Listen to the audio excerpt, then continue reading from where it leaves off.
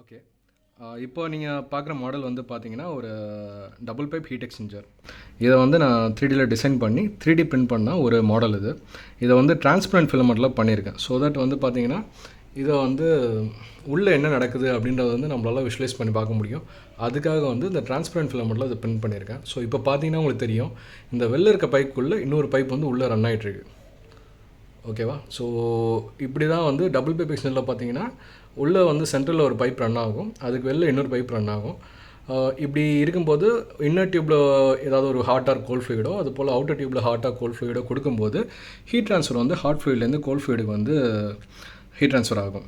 So அப்படி வந்து இந்த சிம்பிளான ஒரு எக்யூப்மெண்ட், வெறும் பைப்ஸை மட்டும் யூஸ் பண்ணக்கூடிய ஒரு ஃபேப்ரிகேட் பண்ண ஒரு எக்யூப்மெண்ட் வந்து ப்ராசஸில் வந்து ஹீட் பண்ணவோ கூல் பண்ணவோ நம்ம வந்து யூட்டிலைஸ் பண்ணுறோம். ஸோ இதோட பேர் வந்து double pipe heat exchanger.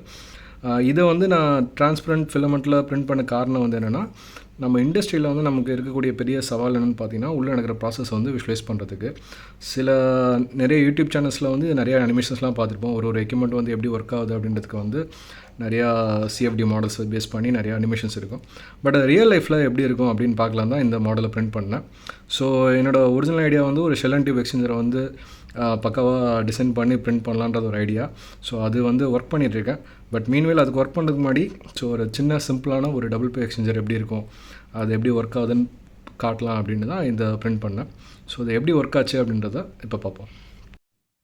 Okay, இப்போ வந்து அந்த பிரிண்ட் பண்ண மாடலில் வந்து டியூபிங்லாம் கொடுத்து ஃபிட் பண்ணி வச்சுருக்கேன். ஸோ இங்கே வந்து 2 தண்ணி தான் எடுத்து நான் உள்ள பம்ப் பண்ணுறேன். ஸோ தண்ணியிலே வந்து டிஃப்ரென்ஷியேட் பண்ணுன்றதுக்காக ஒரு ஃப்ளூயிடில் வந்து ஒரு சைடில் போகிறதுக்கு வந்து ப்ளூ கலரும், இன்னொரு சைடில் போகிறதுக்கு எல்லோ கலரும் கொடுத்துருக்கேன். ஸோ இது எப்படி ஒர்க் ஆகுதுன்னு பார்ப்போம். ஸோ இப்போ பார்த்தீங்கன்னா வந்து அந்த இன்னர் டியூப்பில் வந்து இந்த ப்ளூ கலரில் இருக்கக்கூடிய தண்ணி வந்து ஃப்ளோ ஆகுது. வேறு ஆனுலர் சைடில் வந்து பார்த்திங்கன்னா இந்த எல்லோ கலரில் இருக்க தண்ணி வந்து ஃப்ளோ ஆகுது. ஸோ இந்த மாடல் இன்னும் கொஞ்சம் பர்ஃபெக்ட் பண்ண வேண்டியது பாக்கி இருக்குது. ஸோ இன்னும் ஒரு நல்ல பர்ஃபெக்டான நீட்டான மாடலாக திரும்ப பண்ணி அப்லோட் பண்ணுறேன். அண்ட் மீன்வேல் வந்து ரீசெண்ட் டைம்ஸில் வந்து ஸ்லோவாக அப்பப்போ ஒரு 1-2 சப்ஸ்கிரைபர்ஸ் பண்ணிகிட்ருக்கீங்க. So thank you for that and thank you for வாட்சிங்.